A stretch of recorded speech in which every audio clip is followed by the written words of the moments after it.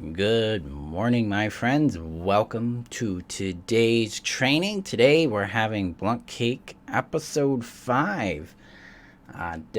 Opinions define nothing unless you give it definition. So, if you're new to me, I'm Marshall Burtcher, and welcome to my trainings. I help codependents rediscover their well-being and happiness after narcissistic abuse. I help them accomplish that by healing the trauma bond, by coming to know, love, and live who they are and create happy, sustainable relationships in their world.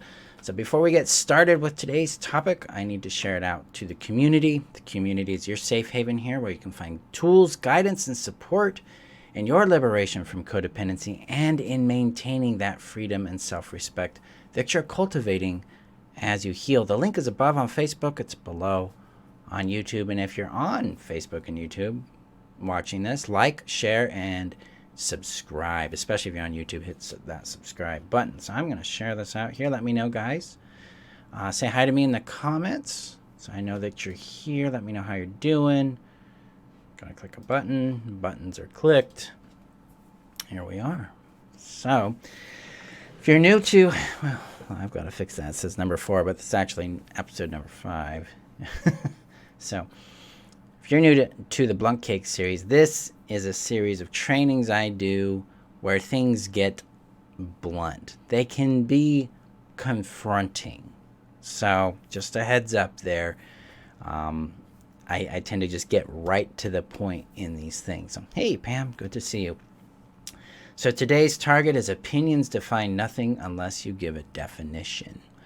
So in general, human beings have a habit of applying what I call significance or meaning to other people's points of view.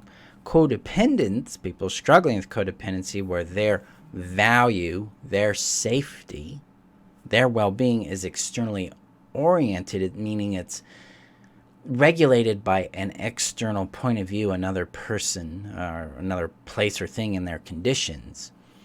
It's extremely oriented, extremely dependent on people's opinions. Those opinions create an enormous amount of stress for them because they think it defines reality. I'm going to put the phone on the floor so we don't hear the buzzing anymore. We believe that their opinions define us in some way. We believe that those opinions are outlining our value, our person, our worth, who we are, what we should do, whether or not what we want, what we don't want, what we like, what we don't like, whatever is going on in the context of this opinion is valid or true. See, that's the important thing here. We apply enormous significance and meaning to the opinion of others when they don't deserve that. They have not earned that kind of influence or trust. And this happens because we are externally oriented. External orientation is I'm dependent on someone else's point of view, their feelings, their approval, their rejection, their love to define me and my worth, my lovability, my opinions, my stuff like that. Hey, Robin. And this is why opinions are so powerful. And this is also why we have to be really blunt with them. We have to confront them head on, because believing someone's opinion is in fact the practice of living in a fantasy. Their opinions are this slice, this microcosm of reality, but it's their reality, not your reality. We have to differentiate our reality from theirs and go, wow, that's their opinion. Do I agree with it or not? That question is, do I agree with it, requires us to turn inward and reference ourselves. Get our own opinion out. Get that opinion understood. Flesh out. It's like, maybe I don't. Maybe I agree with some of it. Maybe I agree with not some of it. Maybe I agree with some of it and not another part is really what I'm saying there. Maybe I'm in total opposition to it. It's like, nope, don't agree. That kind of thing. Doing that gets us into an advocate position. It moves us into self-respect. And it helps us start to, well, define ourselves from others, which is going to rock the boat. It's going to cause some turmoil, especially if we're really dependent on this person for a sense of value. This can be scary. This can be very activating.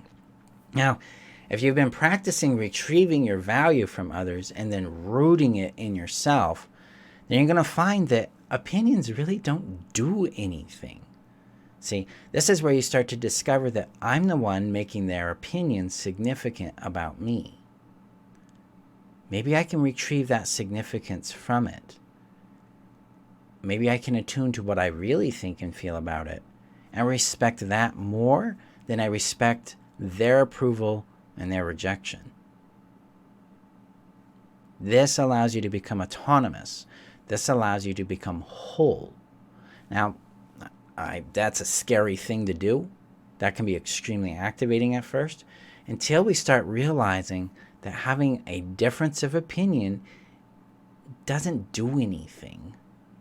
In healthy relationships, a difference of opinion isn't a deal breaker. You don't get a left for it. You don't get punished for it. You don't get even judged for it. Generally, it's just kind of like, cool, we see things differently.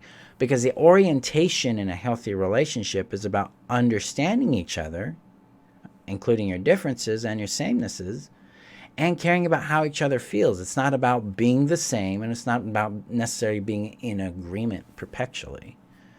It's more about, wow, we see things differently there. Okay, cool. Now, depending on what the perspective is, that could be a deal breaker. So there are some instances and conditions where that could be like, nope, can't deal with that. That is not something I support. It could be very antithetical to your own moral standing, your own beliefs, practices, those standards, guidances, values, things like that. And so now you have clarity, you have understanding, right? And that's the point.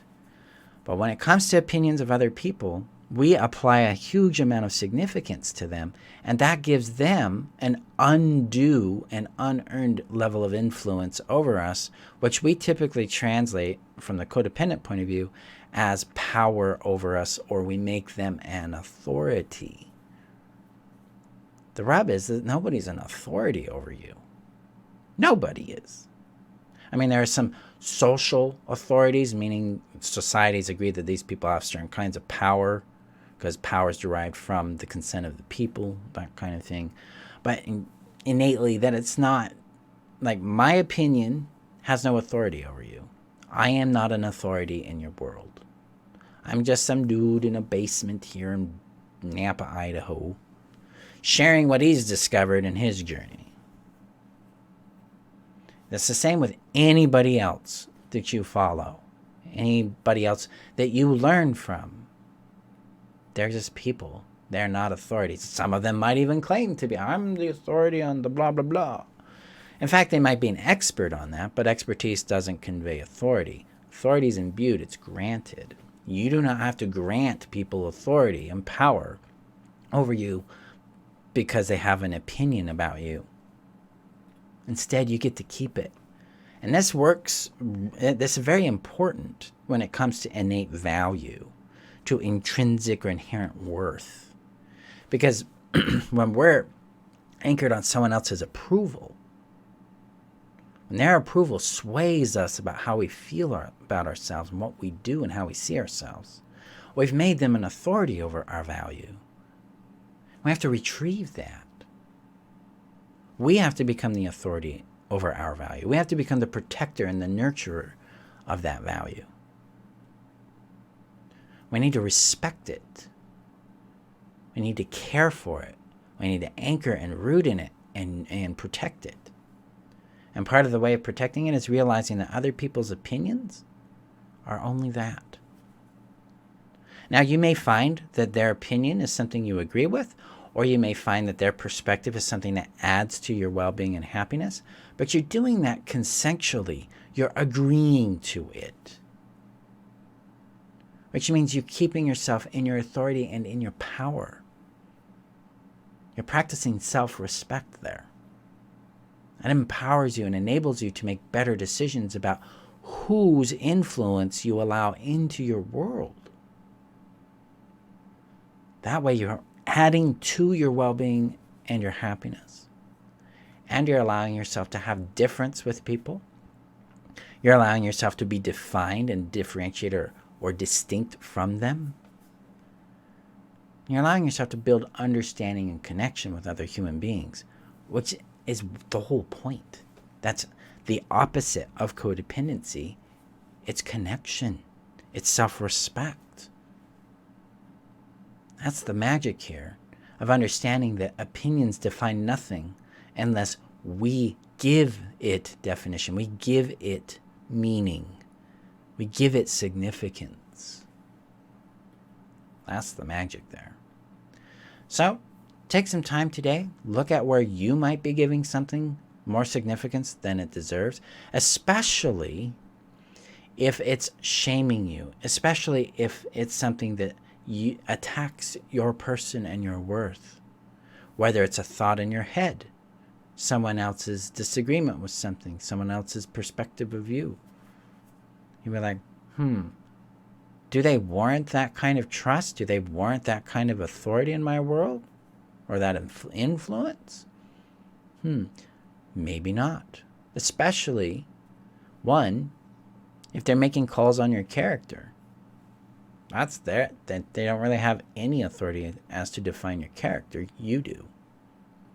They may point out and confront a behavior, which is, everybody has the right to do that because that allows us to create and maintain transparency and see how people handle accountability and create understanding. But if someone's shaming you over something you like, for instance, do they really warrant that influence in your world? Is that something that they've earned? Explore that. Let's see what you discover there. Because there can be a lot of freedom when we stop applying significance and meaning to the opinion other people have about what we do, what we don't do, how we do things, what we have, what we don't have. We can come back to our own sovereignty, anchored back into our own well-being, back into our brilliance. So, that's today's Blunt Cake episode.